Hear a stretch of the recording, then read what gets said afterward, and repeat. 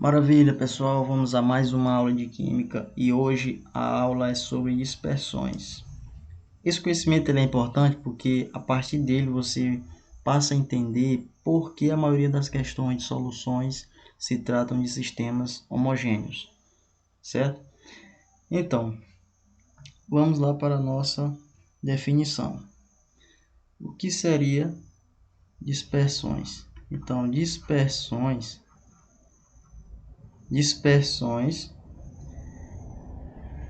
é toda mistura de duas ou mais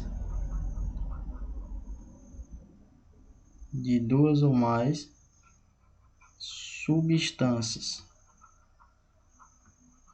certo? Alguns autores também denominam isso aqui de componentes, certo? Ok? Então você tem aqui como exemplo 3 recipientes. Então, nas dispersões, nós temos o que nós chamamos de disperso. Nós temos o que nós chamamos de disperso e também o dispersante, certo? Ok, então aqui eu tenho no recipiente 1, eu tenho uma única substância, sendo que as dispersões eu tenho duas ou mais, ok? Então eu vou colocar esse exemplo aqui como água, que é o nosso solvente universal, né? A maioria das reações químicas ocorrem em solução aquosa, então por isso que a água ela é considerada um solvente universal, né? Porque a maioria desses processos ocorre em presença da água. Então, água mais areia, certo? Água mais areia. Então, como a areia ela não se solubiliza em água, o que acontece? Quando você acrescenta areia nesse recipiente, algumas moléculas irão ficar aqui, ó, visíveis. Algumas moléculas maiores ficam no fundo do recipiente por conta da sua massa, né, sua densidade, são bem mais densas. E aqui, próximo da superfície, nós temos algumas moléculas bem menores, né, menos densas. Então, o que acontece? Quando eu tenho um sistema desse que se apresenta em duas fases, né? Você consegue diferenciar aí, ó. Você consegue diferenciar a água, que está em azul, né? E aqui em marrom, a nossa areia. Então, nós temos duas fases. E na aula de mistura, quando nós temos duas fases, nós temos um sistema que é chamado de heterogêneo. Certo? Esse sistema heterogêneo, pessoal, eles podem ser separados por processos mecânicos. Se eu utilizar um filtro, eu consigo separar a areia da água, ok? Aqui no segundo exemplo, eu vou ter uma gelatina como exemplo, certo? Aqui eu não vou colocar nenhuma substância para ficar visível para você. E aí você pode imaginar, se está uniforme, eu não consigo diferenciar nada, então isso aí é um sistema homogêneo.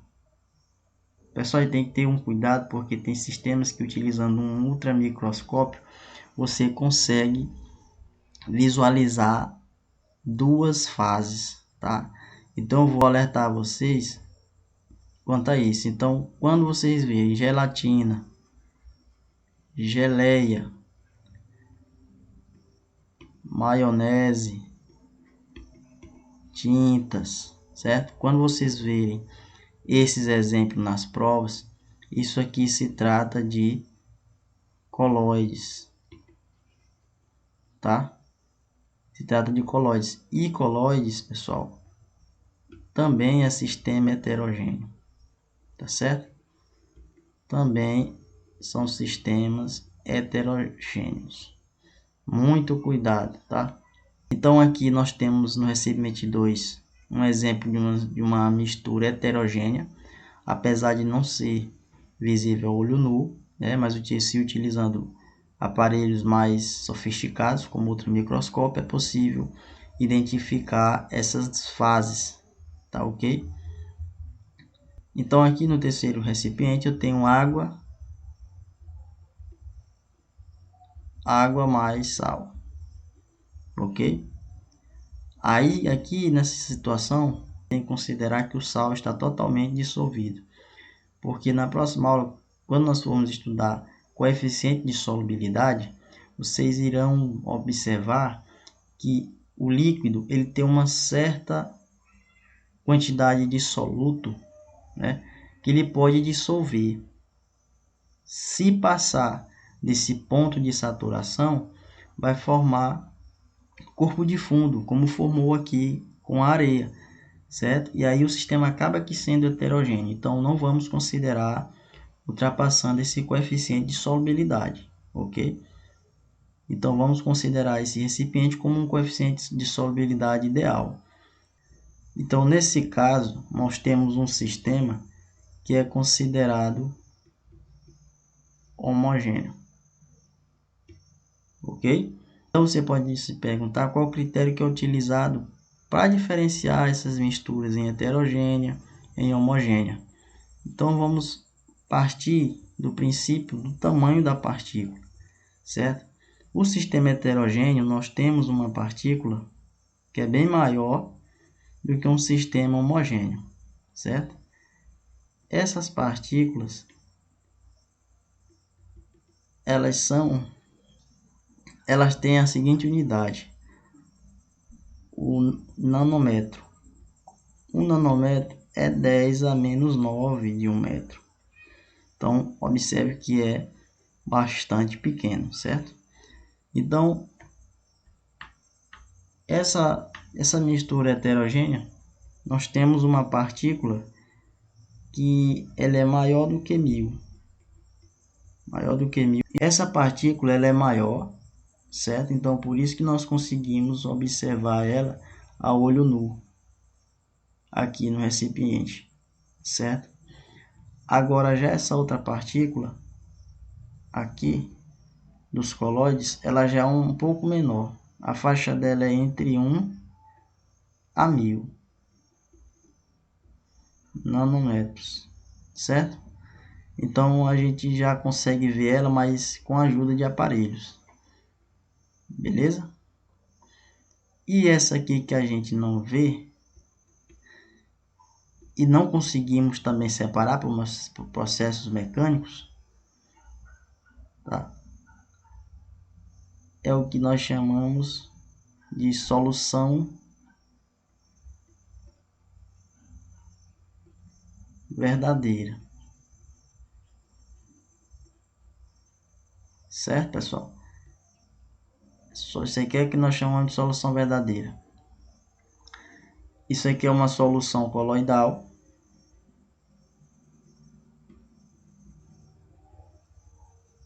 E isso aqui é o que nós chamamos de suspensão.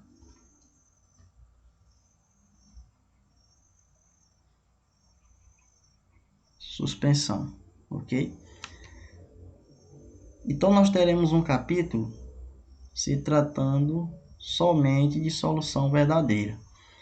O tamanho da partícula aqui da solução verdadeira é menor do que 1 nanômetro, certo? Então, pessoal, o que nós vimos no quadro anterior, aqueles termos, nós iremos utilizar uma nova formatação. O que nós chamamos de disperso irá receber a denominação de soluto. E o que nós chamamos de dispersante, nós iremos denominar de solvente, certo? O soluto ele recebe um índice 1 e o dispersante recebe o que nós chamamos de índice 2. Então, quando nós formos estudar conteúdo de soluções mais a fundo, nós iremos ver alguns exemplos. Por exemplo, M1, M2, X1, X2, MM1, certo? M. O que é que isso aqui nos dá de informação? M1, pessoal, é o que nós chamamos de massa do quê? Aqui, ó, índice 1 é soluto, então massa do soluto. M2, quando o índice é 2, é massa do solvente. M de massa, o índice 2 de solvente. X1, X é fração do soluto, porque aqui o índice é 1. X2, fração do solvente. Então não precisa você se assustar agora, porque esses termos de fração, de massa, nós iremos ver nas próximas aulas. Esse MM1 é massa molar de quem? Índice 1 soluto.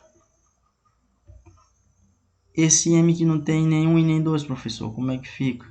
E quando é 1 se refere ao soluto, quando for 2 se refere ao solvente. Então quando não houver índice nenhum e nem 2, aí nós iremos tratar da solução, ok? Então será massa da solução, ou seja, nós teremos a mistura dos dois, tanto do soluto como do solvente, tá? Então essa parte aqui é apenas para você se familiarizar na nossa aula de soluções.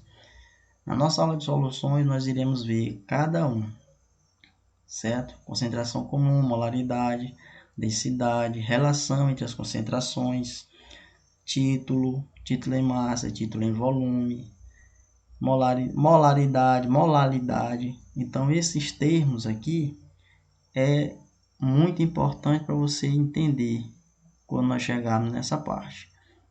Beleza? Maravilha, né, pessoal? Então, até a próxima aula.